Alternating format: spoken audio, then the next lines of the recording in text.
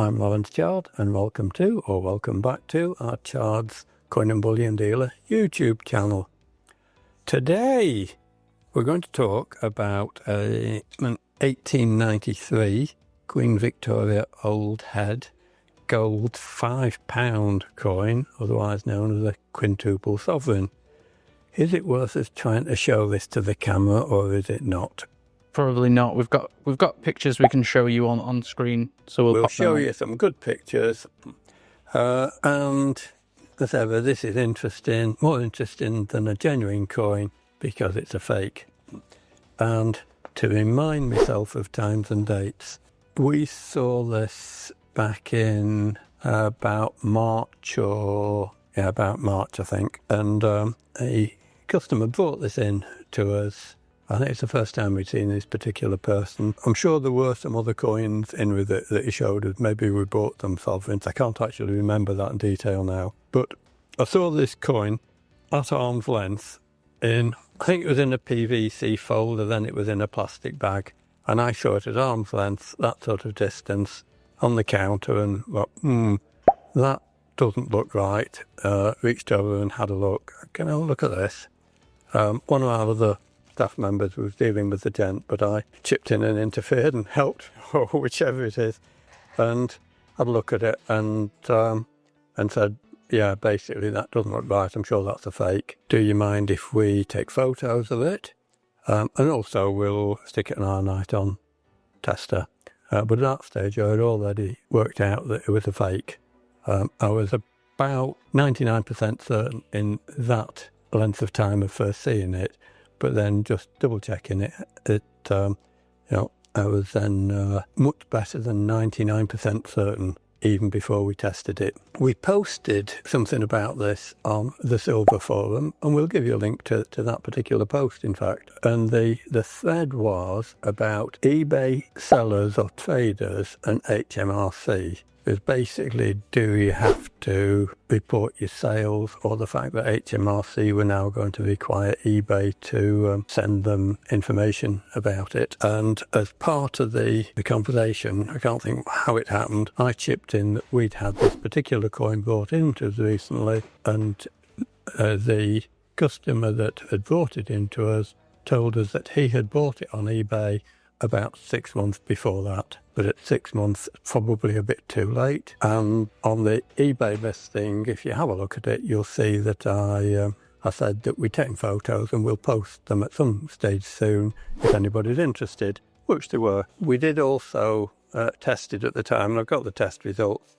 The weight of the coin was almost exactly correct, which is kind of good. And when we tested it, the gold content was slightly low, which confirmed my original thoughts on it. It wouldn't have surprised me if the gold content was perfectly spot on, because if you're going to be a good counterfeiter, why would you make the wrong gold content or the wrong alloy content? You wouldn't. So, should we Niton test it? And then I can be talking while we're doing it. We'll pop it on there. We'll do the obverse. I think we'll do both sides of it today, and I'll be talking while we're doing it. While we're doing this, you can be having a look at our photos, seeing what you think of the coin, seeing if you can challenge yourself, if you like, to see what's wrong with it, what hit me. What we then did is posted it on Silver Forum on a post of its own. We posted this on the 11th of April this year, on the Silver Forum, and again we'll show you the link, and come back to this in a sec. What's the reading here? We're getting 868 parts per thousand gold. That's fairly close to what we got the first time, which was 870 parts per thousand, so it's near enough the same. The copper content, 127 parts per thousand. The silver content, 5 parts per thousand. That silver content is just slightly higher than I would expect. I'd expect about 3 or 4 parts, but 5 parts is possible. The main thing is the gold content is low. It should be 916 or 917 parts per thousand. So the gold content is wrong. And if you didn't know how to spot a fake, or you didn't have experience, that should be enough to tell you if the gold content is deficient, it's almost certainly a fake anyway. Let's turn it over and check the other side. And while that's testing, the Silver Forum post, the title of it is 1893 Queen Victoria Old Head £5 Quintuple Sovereign Opinions and Thoughts. And I then go on to say that someone brought this coin in to us for testing a short while ago. You might want to put this text on. Yeah, so for everything that we discuss here, I'll put a screenshot on the screen for the viewers to see. Yeah, that's a good idea. So someone brought it. I'm partly saying it to remind myself because I tend not to work from a script, as you can probably guess. Someone brought this coin in to us for testing a short while ago, which we did for a small fee. I mentioned recently on a different topic and said I would upload photos when we processed them. Here goes. And there are the photos. There's the thread. Have a look, have a link to it. And then we got quite a few responses to it. In a minute we'll go on to those, but we've just finished testing the second side, and the gold content 876 part per thousand, which is again very close to what we got the first time, which was 880 parts. The silver content this time is 4 parts per thousand. That's closer to what I would expect, but basically the gold content is wrong, and again that's further confirmation that the coin's fake. It's also interesting that every time we've tested it, excuse me folks, every time we've tested it, the obverse has come out with a very slightly lower reading than the reverse, and that shouldn't really happen. And that is often an indication, to my mind anyway, that the alloy mixture was not homogeneous. So there's slightly higher gold content in one bit than there was on the other side of it. With an officially produced Royal Mint coin, a genuine one, that would be surprising. Sure, often you do get one side reading slightly different, but it will be almost random, and it's probably down to the machine feeling in a good mood for a minute or two, or whatever it is. Anyway, so there you go. That's the test. I've already mentioned the weight of it, so let's go and what did people comment on Silver Forum? So Rob64 has put quite a bit more wear and tear than you'd expect for a £5 on the reverse. George is faceless.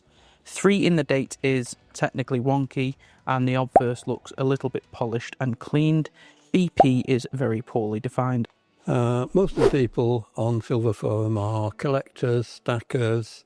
Some people are complete newbies and don't know much at all, but they soon learn on there.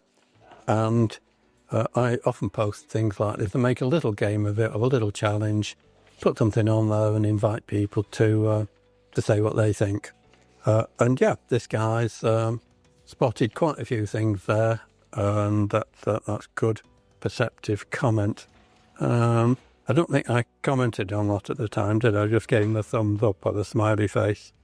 Yeah, you just reacted to that post. But then the following post after that is by an account called Dazlenk, and he added BP ? For a noob, please, TIA. I was being a bit dumb on the day because I had to look up what TIA stood for. I knew I should have known. Thanks in advance, of course. And somebody responded to him and explained it, didn't they, I think? They responded, as I'm sure you know, it's just thanks in advance. Cheers for the clarification. Yeah, that's good. You do get quite a bit of, should we call it banter and humour on Silver Forum, because I usually see the humorous side in anything, and if there's any double entendre, then I'll sort of make a point of it. But somebody else answered him as well, I think, didn't they? Well, he does go to say, no worries at all, but I'm sure I can't see BP, just a few blobs, which is probably the case with it being a fake. But yes, somebody explained what and where the BP was. It's the designer's initials, that's Benedetto Pistucci, and it's on what's called the exerg, which is the bit of the coin on the reverse where the date is. You can see on the right. And yeah, they just look like 2 blobs. So somebody explained it. Okay, so Dicker commented then, didn't he? Yeah, he said it's a counterfeit. What is the odd line to the left of the IMP? Lots of giveaways, even if you might consider this has been jewellery, particularly the date, numerals and necklace. Yeah, now I hadn't noticed the odd line he was referring to Lester's imp, but I then did have a look, and you can have a look for yourself. But he's right, lots of giveaways. It almost certainly has not been in jewellery, because if it did, there'd be a lot of more wear and tear, scuffs, scratches and scrapes on it. And when you look at the coin, it's got hardly any marks, damage or scuffs.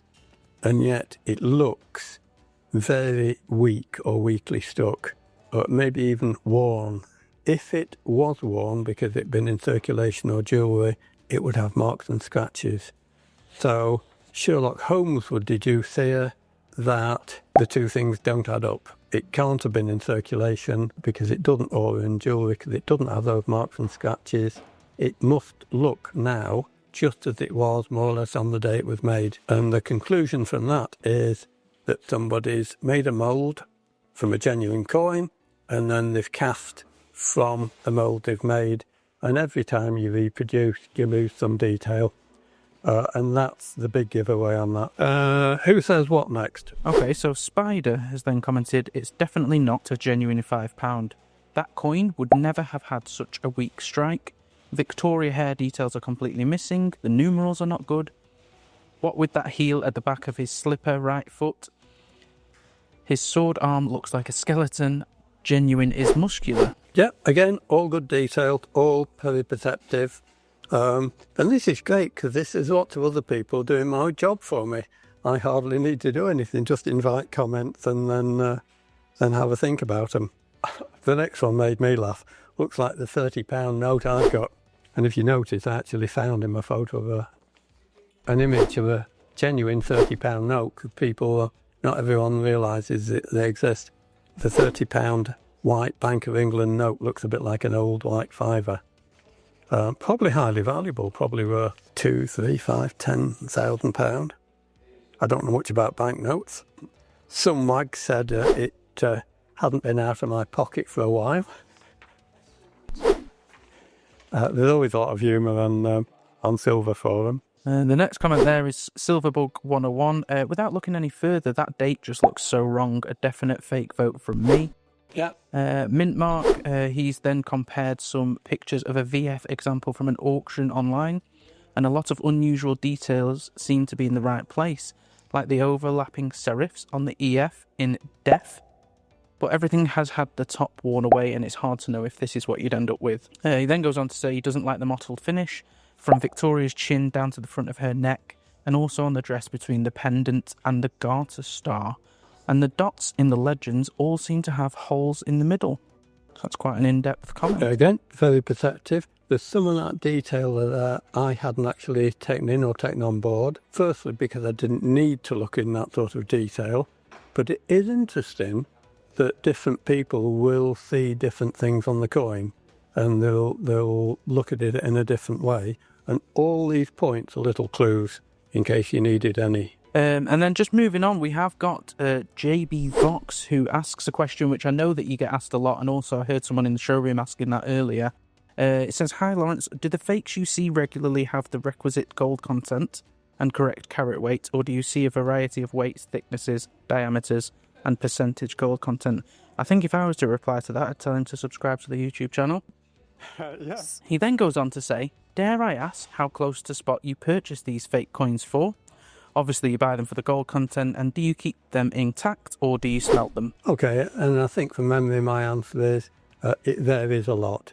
We get a lot of coins. In fact, most fakes of gold sovereigns and multiple sovereigns, like the quintuples, the gold £5 pieces, the gold content tends to be close to 22 carat. Sometimes it's precisely right if it's been a good counterfeiter. Sometimes it's a little bit over, which surprises people. Often it's under. Quite often you get things that are about 21 carat, and they've been made as what get called jeweller's copies. But if you're trying to do a good copy counterfeit, you would use a gold content as close to the correct figure as you could. Now, every time we mention this on videos, people say, why would you make fake coins and use the right gold content and make the right weight? We have answered it in the past. I'll do a whole video about it one day. But basically, coins like this would normally sell for a very substantial premium over the gold content. Maybe 50% or 100% premium as a collectible coin. Maybe only 10 or 20% if it was to be jewellery. And in that case, there's a good healthy profit to be made by counterfeiting, even if you use the right gold content. That's a quick explanation. So the answer was, yes, we see a big variation in weights, thicknesses, diameters, percentage gold content, other alloy content. And how close do we pay? Generally, we buy them as scrap, and in that case, it'll often be at something like 90% of the actual intrinsic value.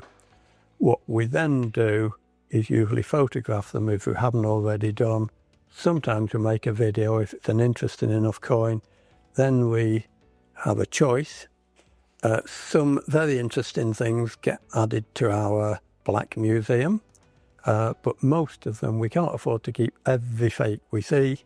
They get melted and we get our money back. But first, we try to do a video if we can, because they're very educational.